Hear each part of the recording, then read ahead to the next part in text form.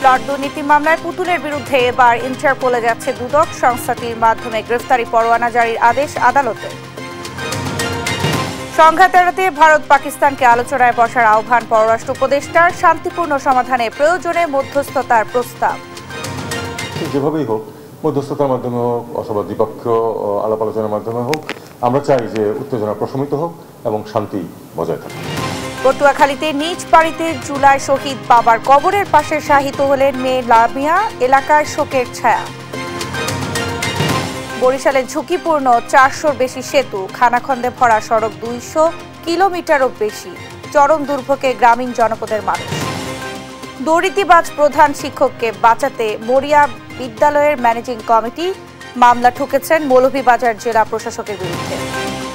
গরমে কদর বেড়েছে টাঙ্গাইলের দেলদুয়ারের শীতল পাটি। নানা কারণে জৌলুস হারাতে বসেছে এই শিল্প। সরকারের হস্তক্ষেপ কামনা। এবং চট্টগ্রামে বাংলাদেশ জিম্বাবুয়ে দ্বিতীয় টেস্ট আজ। হোয়াইট ওয়াশ এড়াতে মরিয়া স্বাগতিকরা, সিরিজ জয়ে আত্মবিশ্বাসী সফরকারীরা। দেখছিলেন শিরোনাম সংবাদ সকালে, সঙ্গে আছি আমি শারমিন নাসি। এবারে বিস্তারিত।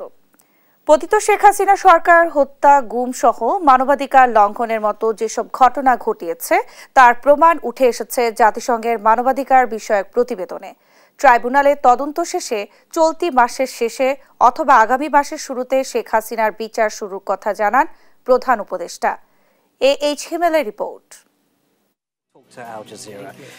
কাতার ভিত্তিক গণমাধ্যম আল জাজিরাকে সাক্ষাৎকার দেন বাংলাদেশের অন্তর্বর্তীকালীন সরকারের প্রধান উপদেষ্টা ডক্টর মোহাম্মদ ইউনূস। বলেন, পতিত সরকারের নেতাকর্মীদের লুটপাট সহ গণহত্যার বিষয়টি জাতিসংঘের মানবাধিকার কমিশনের প্রতিবেদনে উঠে এসেছে।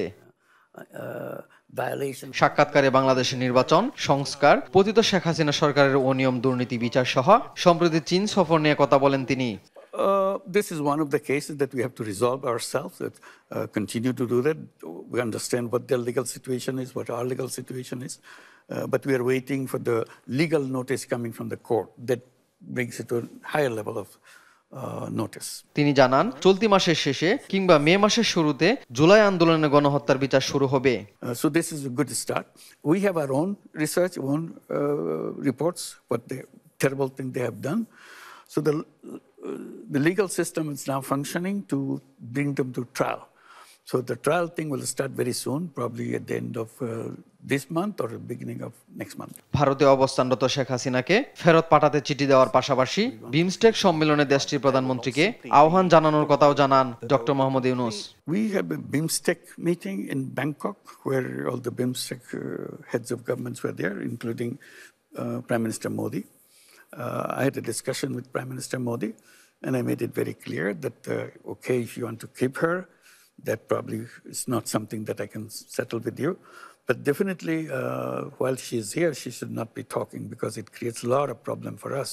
She is giving speeches to incite people inside of Bangladesh. পতিত সরকারের আমলে বন্দুকের নলের মুখে ব্যাংক দখলের পাশাপাশি ঋণ নামের হাজার হাজার কোটি টাকা পাচার করা হয়েছে বলেও আল জাজিরাকে দেওয়া সাক্ষাৎকারে জানান ডক্টর মোহাম্মদ ইউনূস।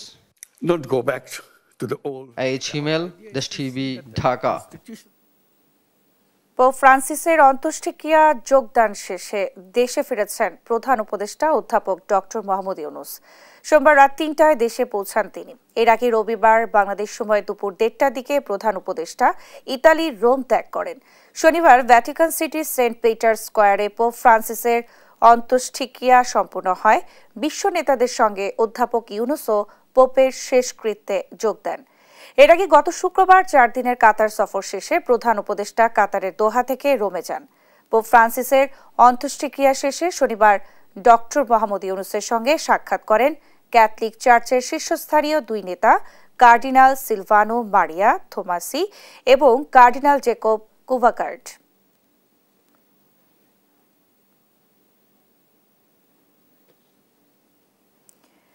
রাজুকের পূর্বাঞ্চলে নতুন শহর প্রকল্পের প্লট বরাদ্দ দুর্নীতির মামলায় ক্ষমতাচ্যুত সাবেক প্রধানমন্ত্রী শেখ হাসিনার মেয়ে সাইমা ওয়াজেদ পুতুলের বিরুদ্ধে ইন্টারপোলের মাধ্যমে গ্রেফতারি পরোয়ানা জারির আদেশ দিয়েছেন আদালত। রোববার দুর্নীতি দমন কমিশনের আবেদনের পরিপ্রেক্ষিতে ঢাকা মেট্রোপলিটন সিনিয়র স্পেশাল জজ মোহাম্মদ জাকির হোসেন গালিব এ আদেশ দেন। এর আগে 10 এপ্রিল প্লট বরাদ্দ দুর্নীতির মামলায় ক্ষমতাচ্যুত শেখ হাসিনা ও তার মেয়ে সাইমা ওয়াজেদ পুতুলের বিরুদ্ধে গ্রেফতারি পরোয়ানা জারির আদেশ দেন আদালত। আর প্লট বরাদ্দে দুর্নীতির অভিযোগকে করা পৃথক 3টি মামলায় 13 এপ্রিল শেখ হাসিনা ও তার বোন শেখ রেহানার মেয়ে টিউলিপ সিদ্দিক, ছেলে রাদওয়ান মুজিব সিদ্দিক ববি সহ 21 জনের বিরুদ্ধে গ্রেফতারি পরোয়ানা জারির আদেশ দেন আদালত। 3টি মামলাতেই শেখ হাসিনা, শেখ রেহানা, টিউলিপ সিদ্দিক, আজমিনা সিদ্দিক ও রাদওয়ান মুজিব সিদ্দিক এবং সাবেক গণপূর্ত প্রতিমন্ত্রী শরীফ আহমেদ সহ 16 জনকে অভিযোগপত্রে আসামি করা হয়।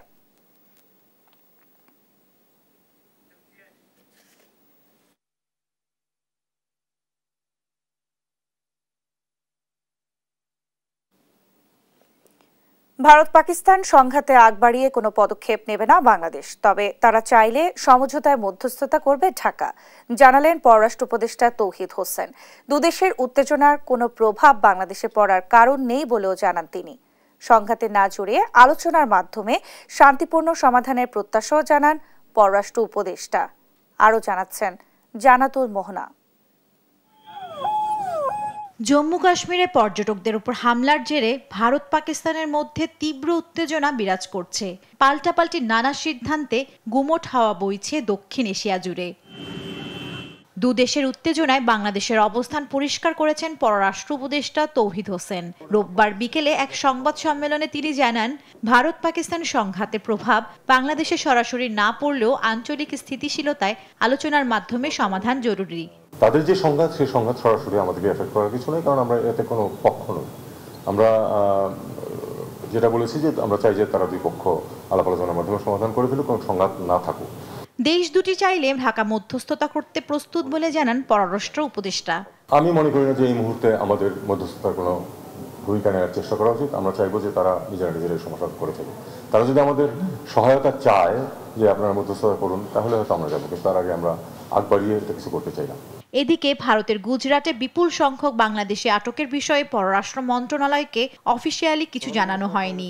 সুনির্দিষ্ট অভিযোগ পেলে ব্যবস্থা নেওয়া হবে বলে জানান তিনি। এখন পর্যন্ত আমরা এই ব্যাপারে কিন্তু পত্রপত্রিকাতেই দেখেছি, এর বাইরে কোনো অফিসিয়াল কমিউনিকেশন আমাদেরকে দেওয়া হয়নি। আর আপনারা জানেন যে অফিসিয়াল কমিউনিকেশন দিলেও আমাদেরকে দেখতে হবে যে আসলে তারা বাংলাদেশের লোক কিনা। যদি বাংলাদেশের মানুষ হয় আমরা তাদেরকে অবশ্যই ফেরত নেব। ভারত পাকিস্তান দ্বন্দ্বে ব্যবসা বাণিজ্যে নেতিবাচক প্রভাব পড়লে তাৎক্ষণিক পদক্ষেপ নেওয়ার কথাও জানান পররাষ্ট্র উপদেষ্টা। তাদের সংঘাতের কারণে আমাদের ব্যবসা বাণিজ্যের যে এফেক্ট যদি হয়, সেই এফেক্ট যাতে বেশি আমাদের ক্ষতি করতে না পারে, আমাদেরকে সেই অনুযায়ী ব্যবস্থা নিতে হবে। জান্নাতুল মোহনা, দেশ টিভি, ঢাকা। জুলাই আন্দোলনে নিহত পটুয়াখালীর দুমকির শহীদ জসিম উদ্দিনের করুণ অধ্যায় যেন পুনরাবৃত্তি হলো তার পরিবারে। তার 17 বছরের কিশোরী মেয়ে সংঘবদ্ধ ধর্ষণের শিকার হয়ে ন্যায় বিচার না পেয়ে হতাশায় ভুগছিলেন। সেই হতাশা থেকেই তিনি আত্মহত্যা করেছেন বলে ধারণা করা হচ্ছে। এই মর্মান্তিক ঘটনার পর পরিবার ও এলাকাবাসী সহ পুরো এলাকায় শোকের ছায়া নেমে এসেছে। সহকর্মী সাইদ ইব্রাহিমের প্রতিবেদন, জানাচ্ছেন আব্দুল্লাহ আল মারুফ। 17 বছরের লামিয়া পটুয়াখালীর দুমকি জনতা কলেজ থেকে এবার এইচএসসি পরীক্ষার্থী ছিলেন। গত 18 মার্চ উপজেলার পাঙ্গাশিয়া ইউনিয়নের রাজগঞ্জ এলাকার জুলাই আন্দোলনে নিহত শহীদ জসিম উদ্দিন হাওলাদারের মেয়ে লামিয়াকে রাস্তা থেকে তুলে নিয়ে সংঘবদ্ধ ধর্ষণের অভিযোগ ওঠে। এ ঘটনার পরদিনই ভুক্তভোগীর করা মামলায় অভিযুক্ত দুজনকে গ্রেপ্তার করে পুলিশ। এছাড়া অন্য চিহ্নিত অপরাধীরা ছিল ধরাছোঁয়ার বাইরে। এ বিষয়ে বেশ কিছুদিন ধরেই হতাশার মধ্যে ছিলেন ভুক্তভোগী কিশোরী। আর এই হতাশা থেকেই তিনি আত্মহত্যা করেছেন বলে ধারণা করা হচ্ছে। অপরাধীরা সমাজের প্রভাবশালী উল্লেখ করে লামিয়াকে হত্যায় প্ররোচিতদের দ্রুত বিচারের দাবি জানান স্বজন ও এলাকাবাসী। বাপ মরছে, মা মরছে, মাইয়ে মরছে, পোয়া মরছে, এখন আবার নাতি মরে। আমার দুঃখের কথা কেডা বুঝবে? কি দুর্ঘটনা আপনাদের সবাই দিয়ে আমি একটু বিচার চাই, সঠিক বিচারটা আল্লাহর কাছে দেখে আপনারা বিচারটা করেন। রোববার রাত 8টায় পটুয়াখালীর দুমকির পাঙ্গাশিয়া ইউনিয়নের রাজগঞ্জে বাবা শহীদ জসিম উদ্দিনের কবরের পাশেই তাকে দাফন করা হয়। নিউজ ডেস্ক, দেশ টিভি। নির্বাচন ছাড়া সংবিধান সংস্কার সম্ভব নয়। বাকি সব বিষয় ঐক্যমত্যের ভিত্তিতে বাস্তবায়ন করা যেতে পারে বলে মনে করেন গণসংহতি আন্দোলনের প্রধান সমন্বয়ক জুনায়েদ সাকি। রোববার জাতীয় ঐক্যমত্য কমিশনের সঙ্গে সংলাপ শেষে এই কথা বলেন তিনি। এ সময় কমিশনের সহসভাপতি ডক্টর আলী রিয়াজ বলেন, সংস্কার নিয়ে সবার ঐক্যমত্যে আসা জরুরি। যে ঐক্যের মাধ্যমে ফ্যাসিবাদের পতন হয়েছে তা ধরে রাখার তাগিদ দেন তিনি। মোহাম্মদ আলাউদ্দিন ও হাসান আল মাহমুদকে সঙ্গে নিয়ে ইউসুফ ভুইয়া রিপোর্ট। সংস্কার নিয়ে চলমান রাজনৈতিক দলগুলোর সঙ্গে সংলাপের অংশ হিসেবে রোববার গণসংহতি আন্দোলনের সঙ্গে বৈঠক করে জাতীয় ঐক্যমত্য কমিশন। প্রস্তাবিত 166 বিষয়ের উপর আলোচনা চলে দুপুর 1:30 পর্যন্ত। সূচনা বক্তব্যে কমিশনের সহসভাপতি ডক্টর আলী রিয়াজ বলেন, যে ঐক্যের কারণে ফ্যাসিবাদের পতন হয়েছে তা ধরে রাখতে হবে। ফ্যাসিবাদের বিরুদ্ধে জনসাধারণের ঐক্যবদ্ধ প্রচেষ্টাই আসলে ফ্যাসিবাদী শাসককে পলায়নে বাধ্য করেছে। এই ঐক্য বজায় রেখে এই ঐক্যের যে মূল চেতনা সেটাকে ধারণ করে আমাদেরকে অগ্রসর হতে হবে। অঙ্গীকার না, এটি আমাদের দায়। পরে গণসংহতি আন্দোলনের প্রধান সমন্বয়কারী জোনায়েদ সাকি বলেন, সংবিধান সংস্কারের জন্য নির্বাচনের কোনো বিকল্প নেই, তবে বাকি সব সংস্কার ঐক্যমতের ভিত্তিতে বাস্তবায়ন করতে পারে অন্তর্বর্তী সরকার। আমরা বলেছি যে আগামী সংসদে যেহেতু জনগণের ম্যান্ডেট নিয়ে এই সংস্কারগুলো বাস্তবায়ন করা দরকার। সংবিধান সংস্কারের জন্য সংবিধান সংস্কার পরিষদ নির্বাচনের প্রস্তাব করে গণসংহতি আন্দোলন। আমরা প্রস্তাব করেছি একটা সংবিধান সংস্কার পরিষদ কিংবা সংবিধান সংস্কার সভার নির্বাচন। কেন সেটা আমরা পরিষ্কার করি যে একটা গণপরিষদ কিংবা সংবিধান যাকে বলে যে সংবিধান সভার যে নির্বাচন, সেটা জনগণ একটা সংসদকে একটা সংবিধান তৈরি অনুমোদন দেয় কিংবা এখতিয়ার দেয় কিংবা ক্ষমতা দেয়। এদিকে বিকেলে সংসদ ভবনের এলডি হলে কমিশনের সঙ্গে বৈঠকে বসে জাতীয় সমাজতান্ত্রিক দল জেএসডি। বৈঠকে জেএসডির সাধারণ সম্পাদক শহীদুদ্দিন মাহমুদ স্বপন বলেন, বিদ্যমান যে বন্দোবস্ত রয়েছে তার উপর দাঁড়িয়ে নতুন রাষ্ট্র বিনির্মাণ সম্ভব নয়, সেজন্য শাসন ব্যবস্থার কাঠামোগত সংস্কার অনিবার্য। বিদ্যমান যে বন্দোবস্ত আছে এই বন্দোবস্তের উপর দাঁড়িয়ে নতুন রাষ্ট্র বিনির্মাণ করা সম্ভব নয়, আর সেজন্য শাসন ব্যবস্থার যে কাঠামোগত সংস্কার সেটি অনিবার্য। পরে তিনি বলেন, জাতীয় সনদ তৈরিতে তাদের পূর্ণ সমর্থন থাকবে। আগামী প্রজন্মের জন্য এই সনদ ঐতিহাসিক দলিল হিসেবে সংরক্ষিত থাকবে বলেও মনে করে জেএসডি। ইউসুফ ভুইয়া, দেশ টিভি, ঢাকা। সাবেক প্রধান বিচারপতি এবিএম খায়রুল হককে গ্রেফতার ও বিচারের দাবি জানিয়েছে জাতীয়তাবাদী আইনজীবী ফোরাম।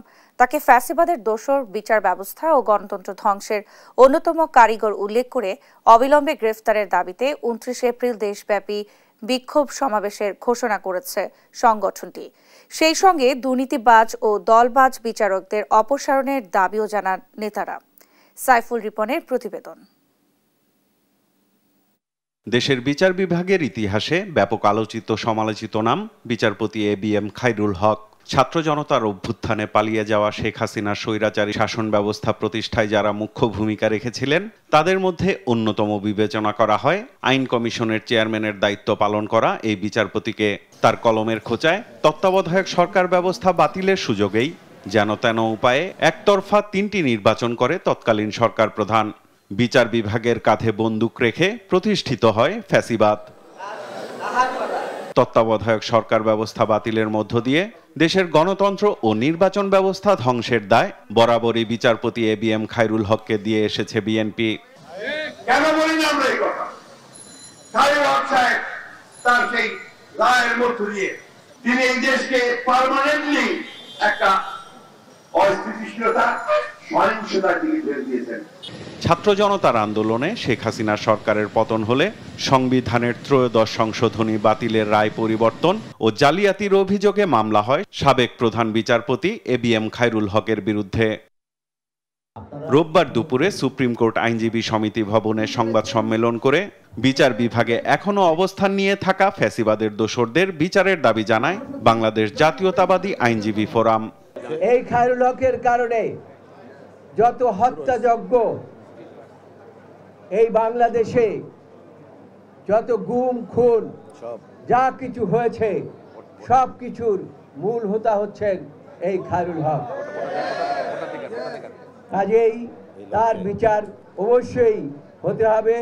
সাবেক প্রধান বিচারপতি এবিএম খায়রুল হকের বিরুদ্ধে আইনগত ব্যবস্থা নেয়ার দাবিতে কর্মসূচি ঘোষণা করেন জাতীয়তাবাদী আইনজীবী ফোরামের মহাসচিব। 29 এপ্রিল বুধবার মঙ্গলবার বাংলাদেশের সর্বোচ্চ আদালত সুপ্রিম কোর্ট সহ ঢাকা বার সহ সারা বাংলাদেশের প্রত্যেকটা আদালতে খায়রুল হককে আইনের আওতায় আনার লক্ষ্যে প্রতিবাদ এবং বিক্ষোভ কর্মসূচি গ্রহণ করা হয়েছে। সাইফুল রিপন, দেশ টিভি, ঢাকা। অবশেষে আন্দোলনের মুখে স্থগিত হলো 46তম বিসিএস এর লিখিত পরীক্ষা। আন্দোলনকারী চাকরি প্রত্যাশী শিক্ষার্থীদের অনশন ভাঙিয়ে এই ঘোষণা দেন পিএসসি কর্তৃপক্ষ, বিশ্ববিদ্যালয় প্রশাসন এবং উপদেষ্টা আসিফ মাহমুদ। তবে আশ্বস্ত হলেও দাবি বাস্তবায়ন পর্যন্ত পিএসসি সংস্কারের কর্মসূচি চালিয়ে যাবেন বলে জানান আন্দোলনকারীরা। মোহাম্মদ আলাউদ্দিনের রিপোর্ট। বিসিএস এ প্রশ্নফাঁস রোধ, 46তম বিসিএস এর লিখিত পরীক্ষার নতুন প্রশ্নে নেওয়া সহ 8 দফা দাবিতে ঢাকা বিশ্ববিদ্যালয়ের রাজু ভাস্কর্যে গেল 24 এপ্রিল থেকে অনশন শুরু করেন চাকরি প্রত্যাশী শিক্ষার্থীরা। এরই ধারাবাহিকতায় রোববার সন্ধ্যায় শাহবাগ অবরোধ করেন আন্দোলনকারীরা। এরপর রাজু ভাস্কর্যে এসে বিক্ষোভ কর্মসূচি চালান তারা। পরে পিএসসি কর্তৃপক্ষ, বিশ্ববিদ্যালয় প্রশাসন এবং উপদেষ্টা আসিফ মাহমুদ এসে ডাব খাইয়ে অনশন ভাঙান আন্দোলনরত চাকরি প্রত্যাশীদের। এ সময় তারা শিক্ষার্থীদের 46তম বিসিএস এর রিটেনের তারিখ স্থগিতের দাবি মেনে নেন। আগামী দিনে সর্বোচ্চ স্বচ্ছতা ও নিরপেক্ষভাবে নিয়োগ প্রক্রিয়া নিশ্চিতের আশ্বাস দেন তারা।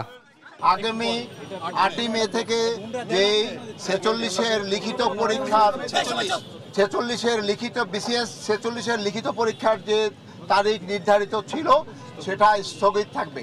আগামী দিনে সর্বোচ্চ স্বচ্ছতা এবং নিরপেক্ষতার সাথে নিয়োগ প্রক্রিয়া সম্পন্ন করার জন্য যথাযথ সংস্কারের মাধ্যমে এবং শিক্ষার্থীদেরকে এর সংস্কারের সাথে কার্যক্রমের সাথে তাদের অংশগ্রহণ নিশ্চিতের মাধ্যমে আগামী অন্তত যাতে আরো 20-30 বছর বাংলাদেশে এই যে নিয়োগের যে প্রক্রিয়া, যে নিয়োগকে কেন্দ্র করে এই গণঅভ্যুত্থান, সেই নিয়োগের প্রক্রিয়া স্বচ্ছতা এবং নিরপেক্ষভাবে নিশ্চিত করা যাবে, সেক্ষেত্রে আপনাদের সকলের সহযোগিতা এবং সমর্থন প্রত্যাশা করি। তবে আশ্বস্ত হলেও দাবি বাস্তবায়ন পর্যন্ত পিএসসি সংস্কারের কর্মসূচি চালিয়ে যাবেন বলে জানান আন্দোলনকারীরা। মোহাম্মদ আলাউদ্দিন, দেশ টিভি, ঢাকা। দুই উপদেষ্টার এপিএস পিও দুর্নীতির অভিযোগ আমলে নিয়ে গোয়েন্দা কার্যক্রম শুরু করেছে দুর্নীতি দমন কমিশন। রোববার দুপুরে সাংবাদিকদের এই তথ্য জানান দুদক মহাপরিচালক আক্তার হোসেন। আর হাজার কোটি টাকা আত্মসাতের অভিযোগে পাসপোর্ট অধিদপ্তরের সাবেক 2 কর্মকর্তা ব্রিগেডিয়ার জেনারেল মোহাম্মদ সাদাত হোসেন ও লেফটেন্যান্ট কর্নেল মোহাম্মদ হোসেনের বিরুদ্ধে অনুসন্ধানে নেমেছে দুদক। এদিকে প্রশাসনে অনিয়ম দুর্নীতির প্রতিবাদে প্রতিবাদ সমাবেশ করেছে যুব অধিকার পরিষদ। ফজলে আদিত্যের রিপোর্ট। সরকার ও প্রশাসনের অনিয়ম দুর্নীতির প্রতিবাদে রোববার দুপুরে দুর্নীতি দমন কমিশনের সামনে প্রতিবাদ সমাবেশ করে যুব অধিকার পরিষদ। সম্প্রতি 2 উপদেষ্টার এপিএস এর দুর্নীতির প্রতিবাদে মার্চ টু দুদক কর্মসূচি পালন করে সংগঠনটি। পরে একটি প্রতিনিধি দল দুদকের চেয়ারম্যানের সঙ্গে সাক্ষাৎ করে। নেতারা জানান আগামী 15 দিনের মধ্যে 2 উপদেষ্টার এপিএস এর দুর্নীতির তদন্ত ও গ্রেফতারের দাবি জানিয়েছে তারা। আমরা চেয়ারম্যান সাহেবকে জানিয়েছি 15 দিনের মধ্যে যদি তাদের তদন্ত শেষ না করে, গ্রেপ্তার না করে, তাহলে আমরা কঠোর কর্মসূচি দিতে বাধ্য হব।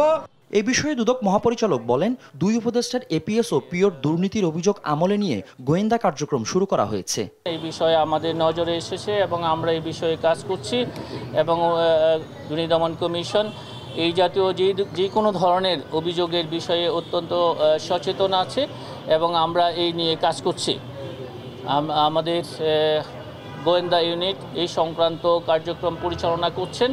এদিকে হাজার কোটি টাকা আত্মসাতের অভিযোগে পাসপোর্ট প্রকল্পের সাবেক পরিচালক ব্রিগেডিয়ার জেনারেল মোহাম্মদ সাদাত হোসেন ও সাবেক উপপরিচালক লেফটেন্যান্ট কর্নেল মোহাম্মদ হোসেন সহ সংশ্লিষ্টদের বিরুদ্ধে অনুসন্ধান শুরু করেছে দুদক। এই সংক্রান্ত কার্যক্রম পরিচালনা 4 কোটি টাকার অবৈধ সম্পদ অর্জন ও 40 কোটি টাকার অস্বাভাবিক লেনদেনের অভিযোগে ময়মনসিংহ 11 আসনের সাবেক এমপি কাজিমুদ্দিন আহমেদের বিরুদ্ধে মামলা করেছে দুদক। একই সঙ্গে তার স্ত্রীর বিরুদ্ধে সম্পদ বিবরণী দাখিলের নোটিশ দিয়েছে সংস্থাটি।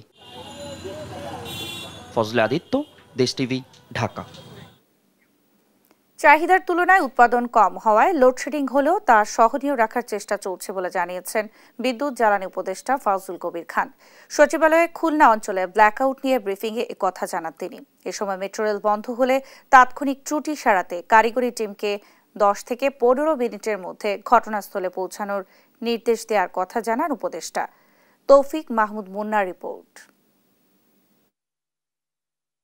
দেশের দক্ষিণ অঞ্চলের 21 জেলায় শনিবার বিকালে হঠাৎ বন্ধ হয়ে যায় বিদ্যুৎ সরবরাহ। বিকেল 5:48 থেকে জেলাগুলোতে গড়ে 2.5 ঘন্টা বিদ্যুৎ বন্ধ ছিল। জাতীয় গ্রিড ফেল হওয়ার কারণে এই সমস্যা হয়েছে বলছে West zone power distribution company limited. দুপুরে সচিবালয়ে দক্ষিণ অঞ্চলে ব্ল্যাকআউট নিয়ে বৈঠকে বসেন বিদ্যুৎ জ্বালানি ও খনিজ সম্পদ মন্ত্রণালয়ের উপদেষ্টা মোহাম্মদ ফাউজুল কবির খান। গঠন করেন 8 সদস্যের তদন্ত কমিটি। উপদেষ্টা বলেন, শহর ও গ্রামে এবার সমানভাবে লোডশেডিং দেওয়া হবে না। প্রথম যেটা নির্দেশ দেওয়া হয়েছে যে ওই যে শহর গ্রামের মধ্যে হবে না, যে আমি বলছি যে লোডশেডিং এটা সমানভাবে করতে হবে। আমরা এটা পরিষ্কার নির্দেশ দিয়েছি যে এটা সমানভাবে করতে হবে। এটা হলো 1 নম্বর। 16,500 পর্যন্ত মানে আমরা 16,500 পর্যন্ত আমরা এখন পর্যন্ত জেনারেশন করছি। এদিকে শনিবার মেট্রো রেল 1 ঘন্টা বন্ধ থাকার কারণ খতিয়ে দেখতে বুয়েটের অধ্যাপক শামসুল হককে প্রধান করে কমিটি গঠন করেছে সড়ক পরিবহন সেতু মন্ত্রণালয়। তো মেট্রো রেলের যেটা ওটা একটা ইলেকট্রিক্যাল ছিল, কিন্তু সেই ইলেকট্রিক্যাল আমাদের কোনো এই যে ডিস্ট্রিবিউশন কোম্পানির থেকে ফল্টের জন্য হয় না। আমরা ডিপিডিসিকে সেখানে পাঠাইছি, ডেস্কোকে আমরা সেখানে পাঠাইছি, ওদের এটা ওদের ইন্টারনাল। তো সবচেয়ে যেটা মারাত্মক যেটা অবস্থা সেটা হচ্ছে, যেটা খারাপ সেটা হচ্ছে যে এই জিনিসটা সারতে 5 মিনিট লাগছে, কিন্তু লোক যেতে 1.5 ঘন্টা লাগছে। তো এই জন্য আমরা একটা ব্যবস্থা নিচ্ছি যে আজকে যে মেট্রো রেলের এমডি এখানে ছিল যে 10 to 15 মিনিটের মধ্যে রেসপন্স করতে পারতে হবে ম্যাক্সিমাম, সর্বোচ্চ। মেট্রো রেল, বিদ্যুৎ ও সড়ক রেলপথে সেবা বিঘ্নিত হলে টেলিভিশনে স্কল দেওয়ার নির্দেশ দেন উপদেষ্টা মোহাম্মদ ফাউজুল কবির খান।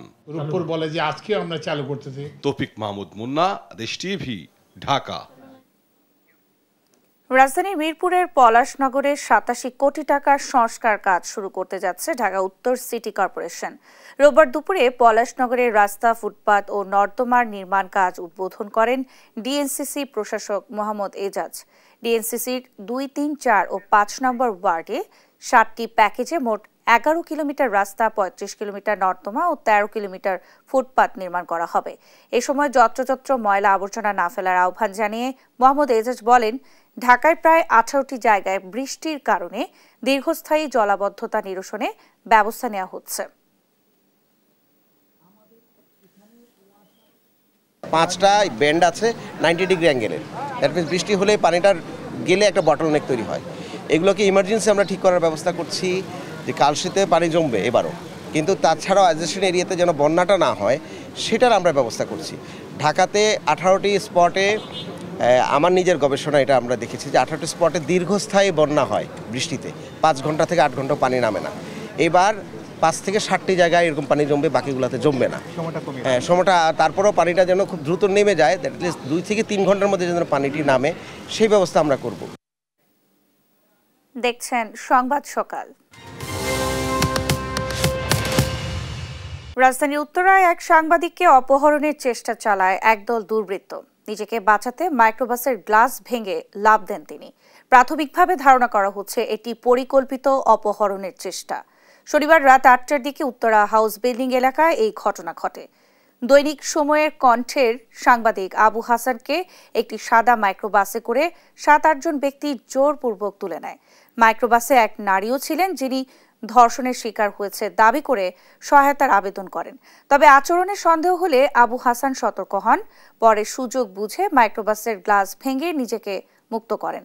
খবর পেয়ে পুলিশ দ্রুত অভিযান চালিয়ে মাইক্রোবাসটি উদ্ধার করে এবং 2 জন অপহরণকারীকে গ্রেফতার করে।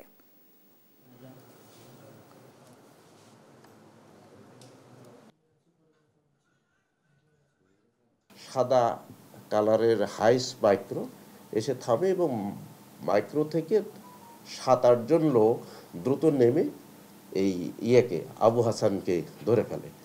একজন বলে যে তুমি আমার বোনের সাথে তোর কি সম্পর্ক, এই কথা বলেই তাকে মারতে মারতে তোলে, মানে জোর করে ফোর্স করে তাকে এই মাইক্রোবাসের মধ্যে তোলে।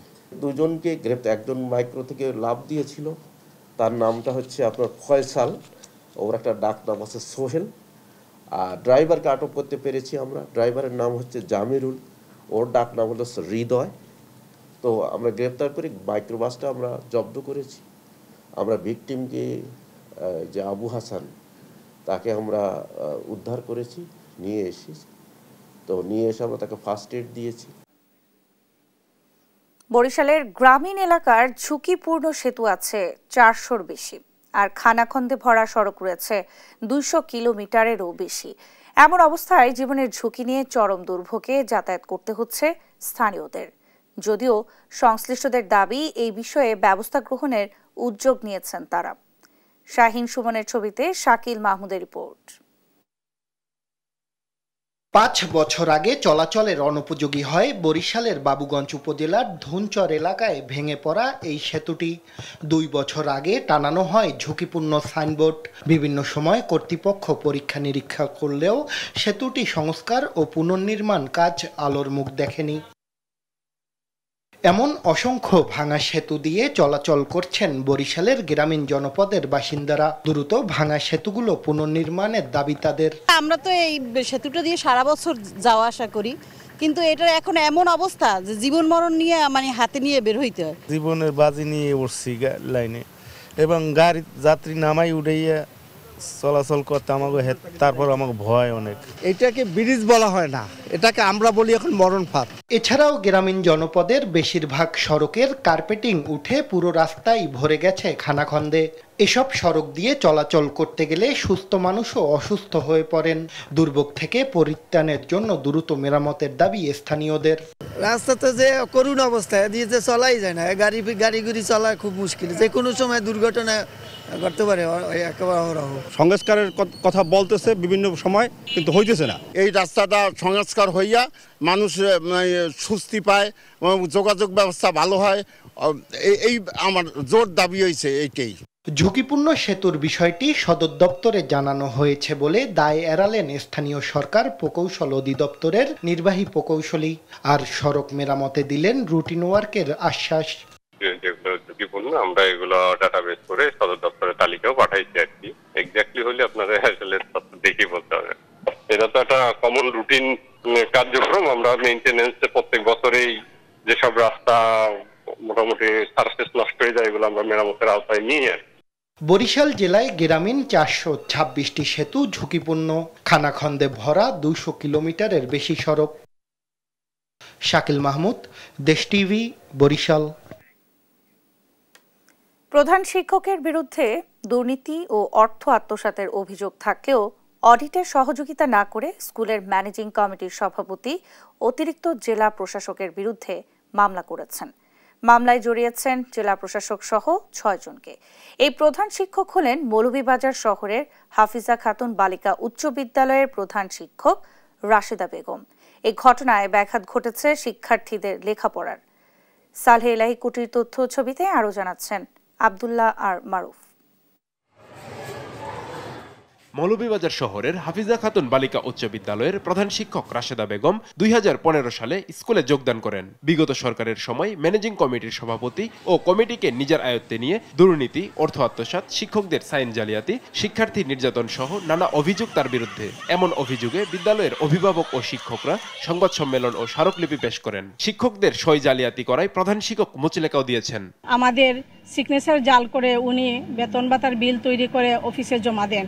এই পরিপ্রেক্ষিতে দেখা যাচ্ছে যে বিদ্যালয়ে একটা অচল অবস্থা তৈরি হচ্ছে। শিক্ষকরাও সেই দাবি করছে বিদ্যালয়ের দুর্নীতি যাতে বন্ধ হয়, প্রধান শিক্ষকের দুর্নীতি থেকে যাতে বিদ্যালয় পরিত্রাণ পায়। দেশের পট পরিবর্তনের পর ম্যানেজিং কমিটি ভেঙে অতিরিক্ত জেলা প্রশাসককে সভাপতি নিয়োগ দেওয়ার পর অডিট কমিটি একদিনে 4টি অর্ডার প্রধান শিক্ষকের কাছে পাঠায়। প্রধান শিক্ষক জানান, অডিটের জন্য সময় চাইলে অতিরিক্ত জেলা প্রশাসক শাস্তিযোগ্য শোকজ পাঠান তার নামে। তখন তিনি ন্যায় বিচারের স্বার্থে আদালতের দ্বারস্থ হন।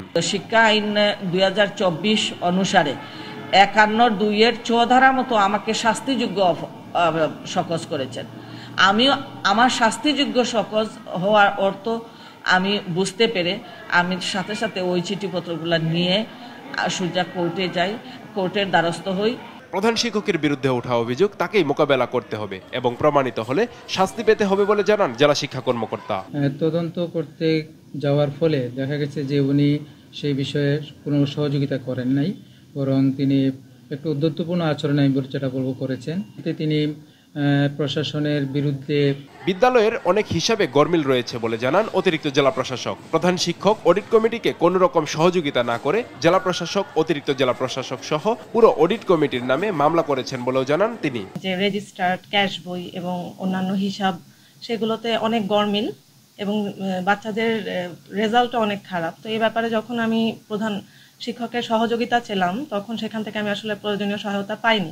মামলা যেহেতু হয়েছে, কাজেই আমাদের পক্ষ থেকে মামলায় আইনানুগ প্রক্রিয়ার মাধ্যমে আমরা এই বিষয়টি সমাধানের প্রক্রিয়ায় রয়েছি। শিক্ষা প্রতিষ্ঠানের জটিলতা নিরসন করে দ্রুত শিক্ষার পরিবেশ স্বাভাবিক করার দাবি শিক্ষক, শিক্ষার্থী ও অভিভাবকদের। নিউজ ডেস্ক, দেশ টিভি। টাঙ্গাইলের দেলদুয়ারের ঐতিহ্যবাহী শীতল পাটির সমাদর দেশ জুড়ে। গরমে এর চাহিদা কিছুটা বাড়লেও নানা কারণে জৌলুস হারাতে বসেছে এই শিল্প। ঐতিহ্য রক্ষায় কম সুদে ঋণ সহ সরকারের হস্তক্ষেপ কামনা করেছেন এই শিল্পের সাথে জড়িতরা। সহকর্মী অভিজিৎ ঘোষের পাঠানো তথ্য ছবিতে আরও জানাচ্ছেন অঙ্কন চৌধুরী। টাঙ্গাইলের দেলদুয়ার উপজেলার হিঙ্গানগড় সহ আশেপাশের গ্রামগুলোতে প্রায় ২০০ বছর ধরে শীতল পাটি তৈরি হয়। হাজারেরও বেশি পরিবার এই পাটি শিল্পের সঙ্গে জড়িত। নারীরা ঘরের কাজের পাশাপাশি পাটি বোনায় সহযোগিতা করেন, কেউ আবার বাইরের শ্রমিকও নিয়োগ দেন। প্রতি সপ্তাহে হিঙ্গনগড়ে ২টি হাট বসে। দূর দূরান্ত থেকে পাইকাররা এসেন পাটি কেনেন। দাম আকার ভেদে ৩০০ থেকে ৫,০০০ টাকা পর্যন্ত। শ্রমিকের মজুরি ও কাঁচামালের দাম বেড়ে যাওয়ায় কম সুদে ঋণ সুবিধা না পাওয়ায় এই শিল্প টিকিয়ে রাখা কঠিন বলে জানান উদ্যোক্তারা। এছাড়া বর্তমানে প্লাস্টিক ম্যাটের সস্তা বাজার ও বেতজাত কাঁচামালের দাম বৃদ্ধির কারণে এই শিল্প সংকটে পড়েছে। অনেকেই বদলাচ্ছেন পেশা। সরকারের যদি আর্থিক কিছু সাহায্য আমাদের পাটি শিল্পীদের কিছু দিত, তাহলে আমাদের মনে করেন যে অনেকখানুক আমরা উন্নতর দিকে এগিয়ে যাইতে পারতাম। তবে গরম আসলে কদর বাড়ে গরমের শীতল পাটির চাহিদা, দামও বাড়ে কিছুটা। এটা আমার গ্রামে থেকে আমি আইছি, আমি কিনে আমার গ্রামেই বেশি। অনেক দাম বেশি এক জায়গা, কিন্তু আমাকে বেচা অসুবিধা হয়। কিন্তু আসলে যে এগুলো তো খাটনি হিসাবে পোষে না। এগুলা দাম ছিল আপনার 850, 900 এরকম।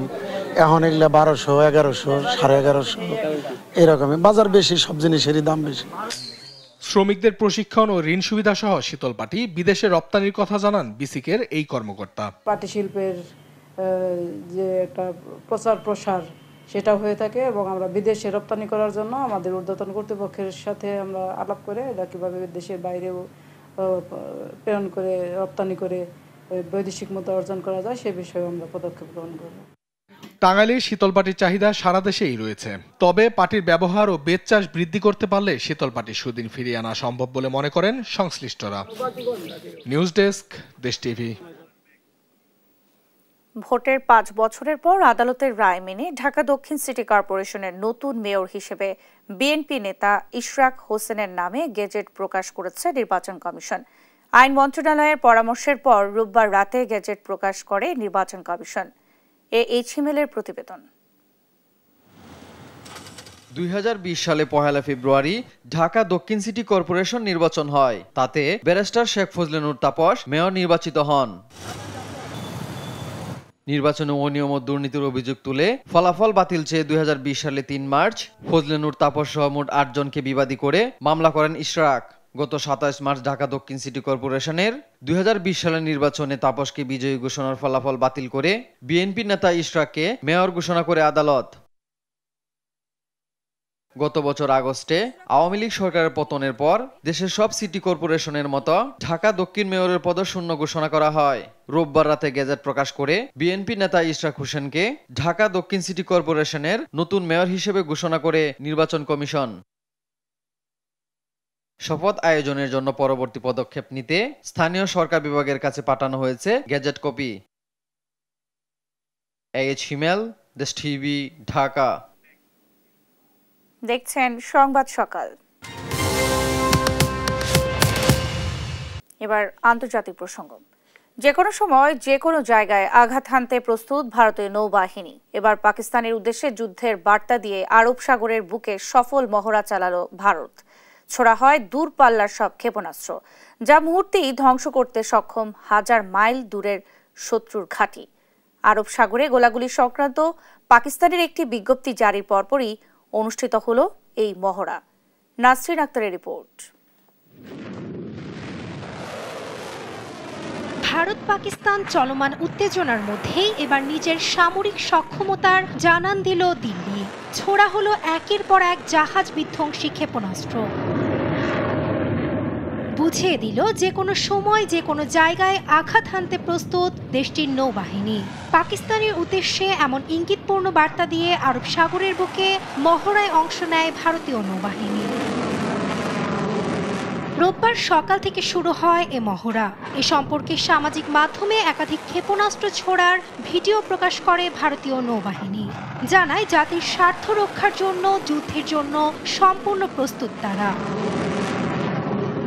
প্রকাশিত ফুটেজে দেখা যায় সমুদ্রের মাঝখান থেকে সাঁই সাঁই করে উড়ে যাচ্ছে শক্তিশালী সব ক্ষেপণাস্ত্র। মাঝারি ও স্বল্প পাল্লার সঙ্গে ছিল দূরপাল্লার ক্ষেপণাস্ত্র ব্যবস্থাও, যার ভেতর ছিল শক্তিশালী ব্রাহ্মস ক্ষেপণাস্ত্র, যেগুলো উৎক্ষেপণ করা হয় কলকাতা, নীলগিরি ও ক্রিভাক শ্রেণীর রণতরী থেকে, যা মুহূর্তের ভেতরই ধ্বংস করে দিতে পারে হাজার মাইল দূরের শত্রুর ঘাঁটি। সামাজিক মাধ্যমের পোস্টে পাকিস্তানের আরব সাগরে গোলাগুলি সংক্রান্ত একটি বিজ্ঞপ্তি জারির পরপরই ভারতীয় নৌবাহিনীর সফল মহড়া অনুষ্ঠিত হলো। এদিকে এ মহড়া গভীরভাবে পর্যবেক্ষণ করছে পাকিস্তান। এ মহড়া ঠিক তখন অনুষ্ঠিত হলো যখন ভারতীয় প্রধানমন্ত্রী নরেন্দ্র মোদীর কঠোর হুঙ্কার, প্রতিশোধের আগুনে জ্বলছে সমগ্র ভারত। এদিকে ভারত পাকিস্তানের লাইন অফ কন্ট্রোলে শনিবারও তৃতীয় দিনের মতো চলে পাল্টাপাল্টি দুই দেশের গুলি বিনিময়। নাসরিন আক্তার, নিউজ ডেস্ক, দেশ টিভি। দেখছেন সংবাদ সকাল।